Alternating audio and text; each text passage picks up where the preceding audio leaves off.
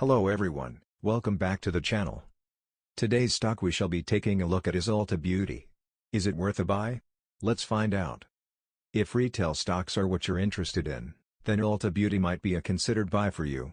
Ulta Beauty is currently the largest beauty retailer in the United States and the #1 place for cosmetics, fragrance, skincare products, hair care products and salon services. With their vast range of products at competitive prices, and over 1,000 store locations throughout the U.S., it's not hard to see why there is potential with this business. So what is unique about this company? Ulta serves as the hub for all things beauty.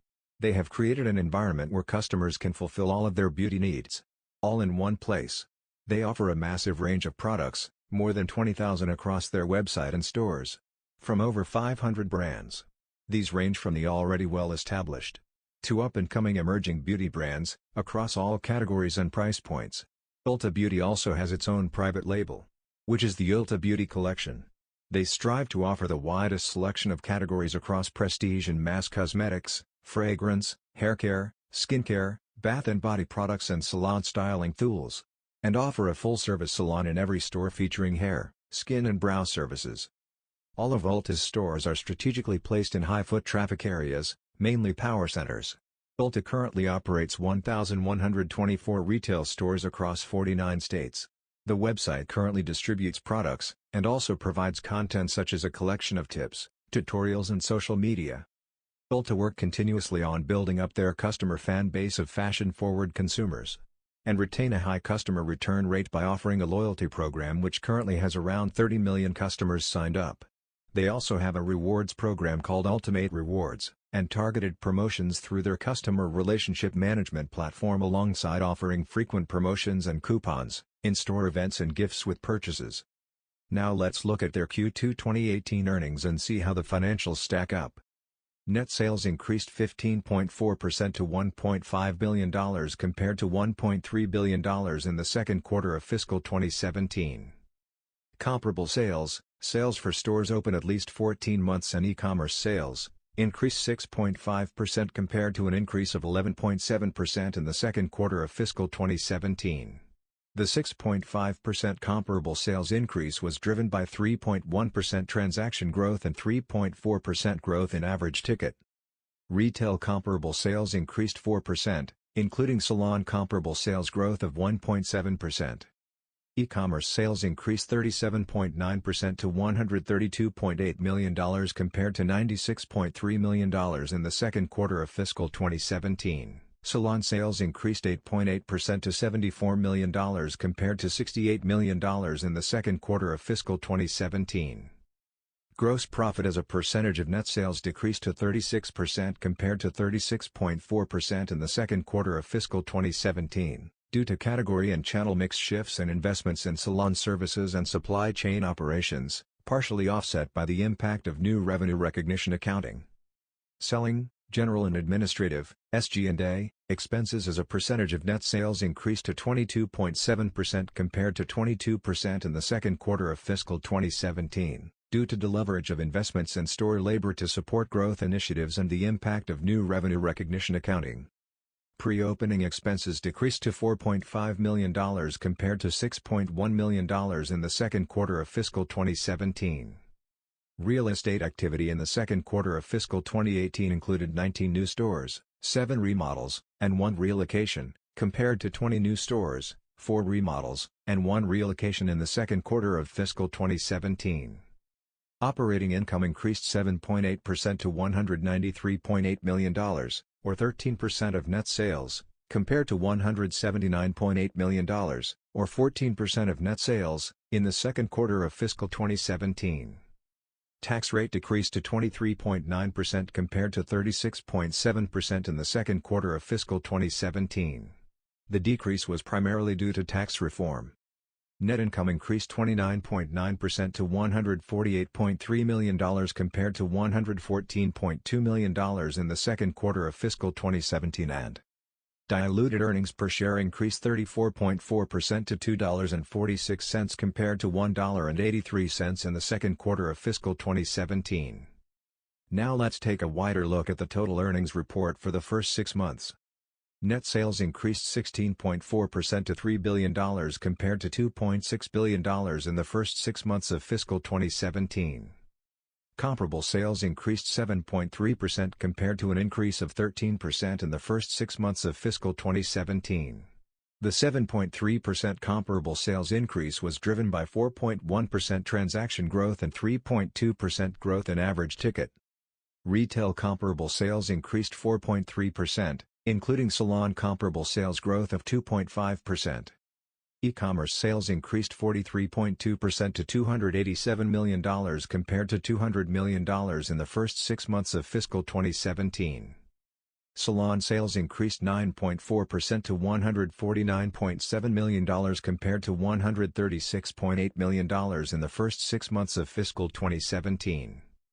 Gross profit as a percentage of net sales decreased to 36.2% compared to 36.3% in the first 6 months of fiscal 2017, due to category and channel mix shifts and investments in salon services, partially offset by the impact of new revenue recognition accounting.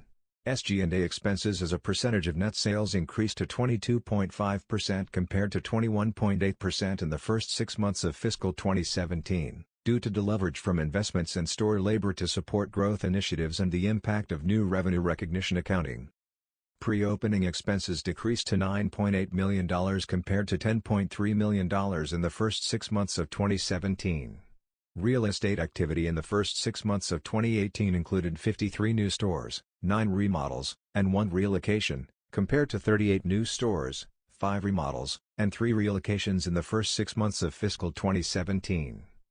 Operating income increased 9.6% to $403.7 million, or 13.3% of net sales, compared to $368.2 million, or 14.2% of net sales, in the first 6 months of fiscal 2017. Tax rate decreased to 23% compared to 34.3% in the first 6 months of fiscal 2017. The decrease was primarily due to tax reform. Net income increased 29% to $312.7 million compared to $242.4 million in the first 6 months of fiscal 2017 and diluted earnings per share increased 33% to $5.16, compared to $3.88 in the first 6 months of fiscal 2017. Merchandise inventories at the end of the second quarter of fiscal 2018 totaled $1.219 billion compared to $1.144 billion at the end of the second quarter of fiscal 2017, representing an increase of $75 million. The increase in total inventory was driven by 114 net new stores and the opening of the company's distribution center in Fresno, California, partially offset by inventory productivity benefits from supply chain investments in new systems and merchandise planning tools. Average inventory per store decreased 4.3% compared to the second quarter of fiscal 2017. The company ended the second quarter of fiscal 2018 with $386.1 million in cash and short-term investments. Ulta Beauty delivered a strong performance in the second quarter, reflecting rapid growth in prestige boutique brands, mass cosmetics, skin care and fragrance, offset by continued moderation in the growth rates of a few of their large color cosmetics brands. They had excellent new store productivity, and high growth for Ulta.com, resulting in significant market share gains across categories. The company also has a share repurchase program. During the second quarter of fiscal 2018, the company repurchased 512,143 shares of its stock at a cost of $127.4 million. Year-to-date fiscal 2018, the company has repurchased 1,130,694 shares at a cost of $260.5 million. As of August 4, 2018, $401.8 million remained available under the $625 million share repurchase program announced in March 2018. Also, Ulta Beauty continued their store expansion. During the second quarter of fiscal 2018, the company opened 19 stores. In addition, the company closed 2 stores. The company ended the second quarter of fiscal 2018 with 1,124 stores and square footage of over 11 million, representing an 11.2% increase in square footage compared to the second quarter of fiscal 2017. Now on to the future outlook.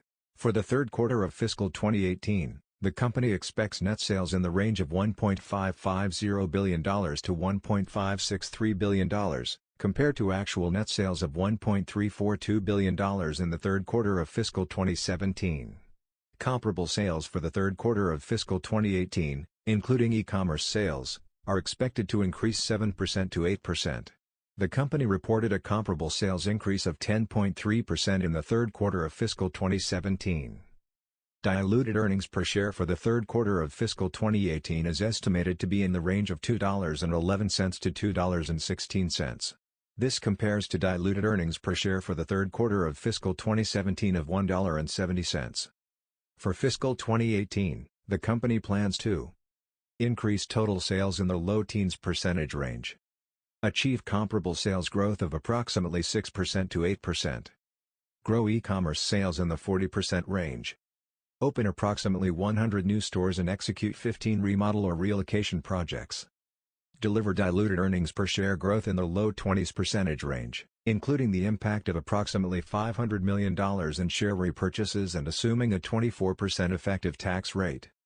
Incur capital expenditures of $375 million in fiscal 2018, compared to fiscal 2017 capital expenditures of $441 million. Ulta also recently announced their new market-moving edition of Kylie Jenner's cosmetics line, Kylie Cosmetics, through a distribution deal.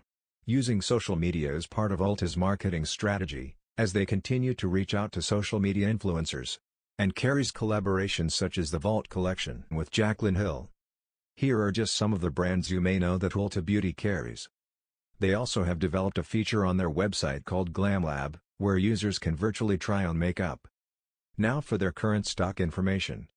Share price is currently $279. They have a forward PE ratio of 21.82. Price to book is 9.22.